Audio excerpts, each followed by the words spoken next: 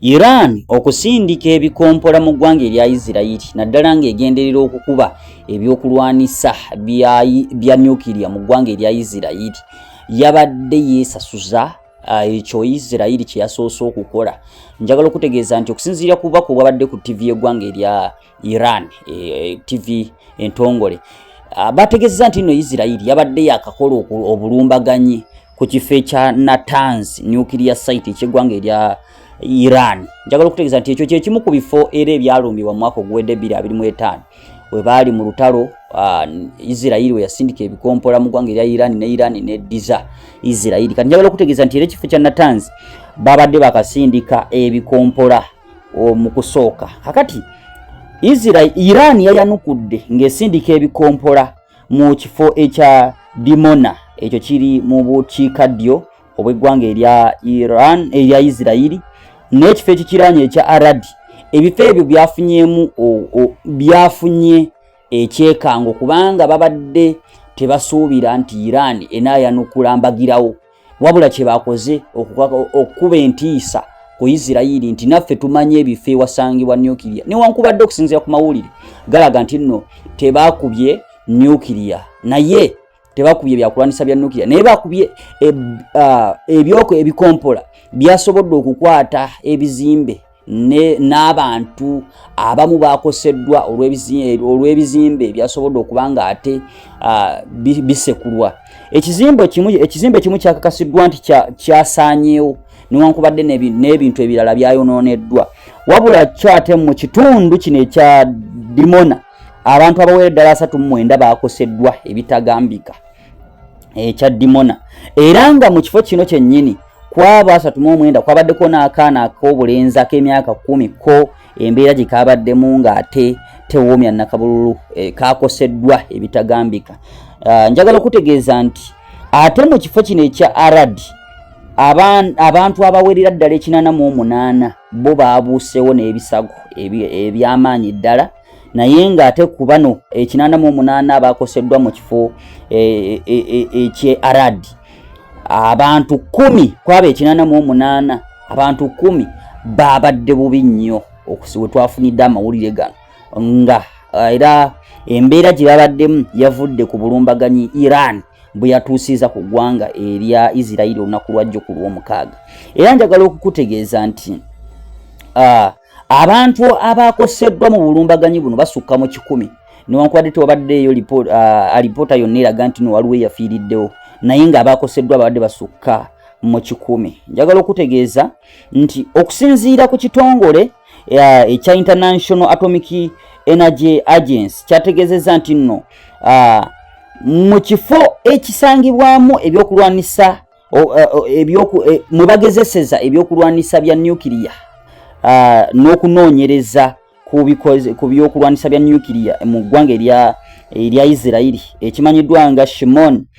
Peres Negev Nuclear Research Center tekyakoseddwa oba tebasobodde kubanga kituukibwako ebikompola bya Iran, newankubadde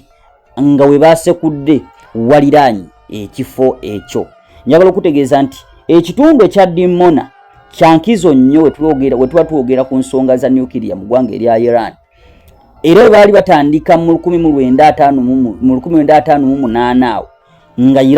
Israeli etandika okuteekateeka research mu ggwanga erya Israeli eryo, research ku nuclear ku byokulwanisa bya nuclear. Ekifo ekyo kyekikulu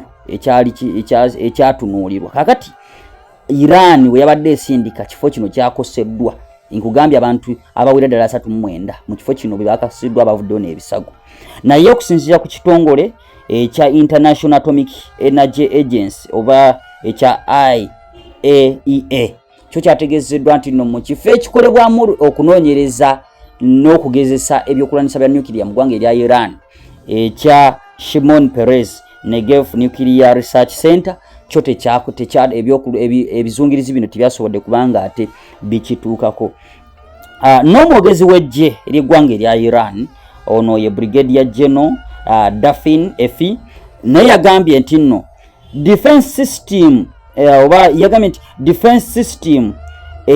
yagezezzaako okulwanisa oba okutangira ebikompola bya Iran okuba nti tebikosa kinene mu bitundu newankubadde ebimu tebyasobodde kubanga ate bistopingibwa tebasobodde kubanga babisirisa obanga babiremesa okutuuka gye byabadde biraga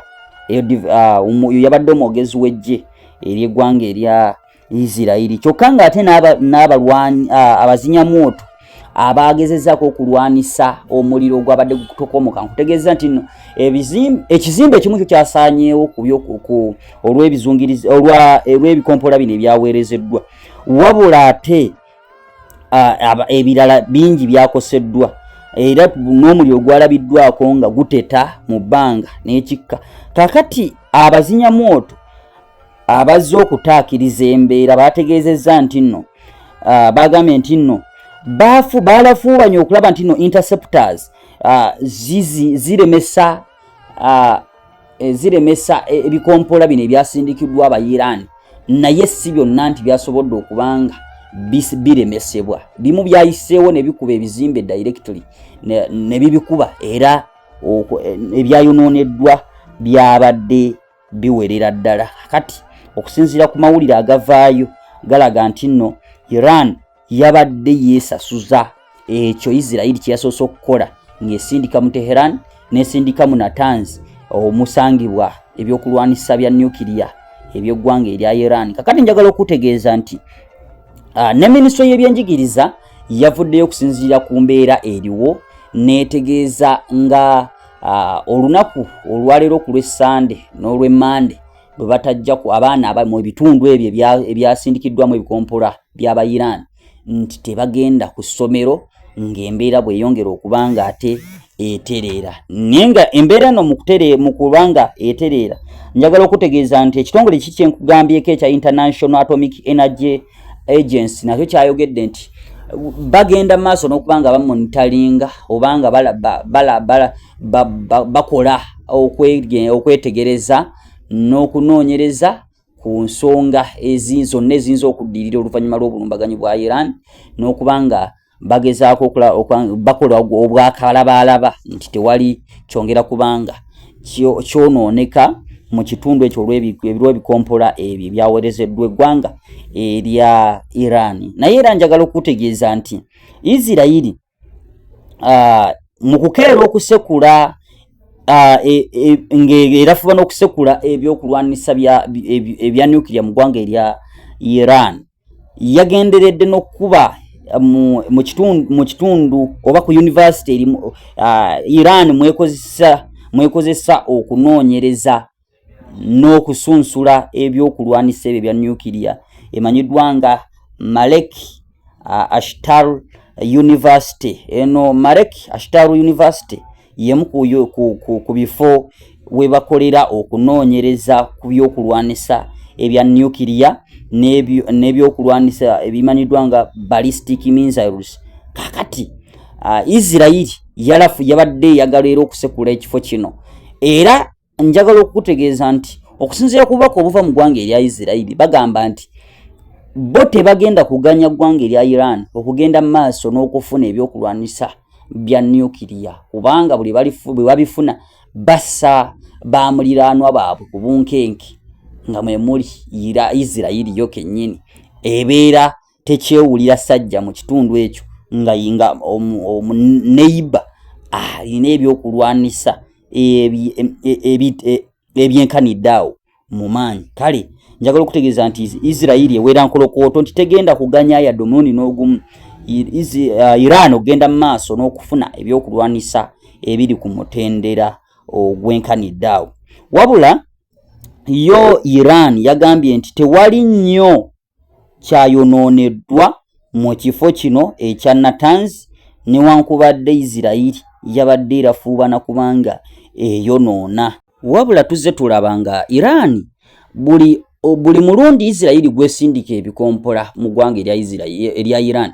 ne Iran egezaako okwanukula ng'esindika ebikompola mu nfo ez'enjawulo mu ggwanga erya Isirairi era bwetyo bwe badde ekola nga Amerika bwesindika ne Iran eyanukula ng'esindika mu nfo za Amerika mu kyondo kya Buwarabu kakati omu ku bakungu mu kitongole ekya Center for Middle East Strategic Studies mu Tehran gwange ya Iran ono ye Abbas Assaran yabadde ayogera no munnamawulire wa Al Jazeera nategeeza nti Iran ekigendererwa kyayo ekyokukola kino okwanukuza amaanyi ge gamu oba kale obutenkana nagali baweereza nene yanukula mu busobozi bwayo nti ekigendererwa kyakulaba nti nno omulabe agikozeeko obulabe atwakiri omulabe oyo naye afune ku bulumi bwe bumu n'obo bwe bamutuusizzaako era ekigendererwa nti kyakusindika bubaka mu bantu abo Abaisirayiri n'Abamerika nti Iran si yakubeerawo mu kutiisibwatiisibwa nti beetegefu nabo okubasasula ekyo ekibatuusibwako obulumi nabo babufiiringe era Iran etegeeza nti bo kye bagendera mu kyo okuteekawo oluwendo olwo oba okuteekawo enkola ey'okuweebwa ekitiibwa n'abalijja mu maaso basange ng'eggwanga likirizibwa nti oba bamanyi kiki lisobola okukola libeere n'eddembe lyalyo ebbanga lyonna si kuba nti nno bajja kusirisaamu emmundu akaseera nti ceasefire nga bujja kukya ku makya Isirayiri eddemu esindika ebikompola kati ekyo Iran kyerwana eyagala bakkirize nti nno Iran esobola okwanukula oyo n'agikyokoza era bwekuba ku Jason waba Jason mirembe gyonna baleme kulowooza nti nno be bano be bakyokoza ne bataanukula mu ngeri y'emu kati kyekyo kigendererwa ekya Iran era si neetegefu kubanga ewanika era ejja genda mu maaso n'okuweereza mu maanyi ge gamu naago ge bagikuba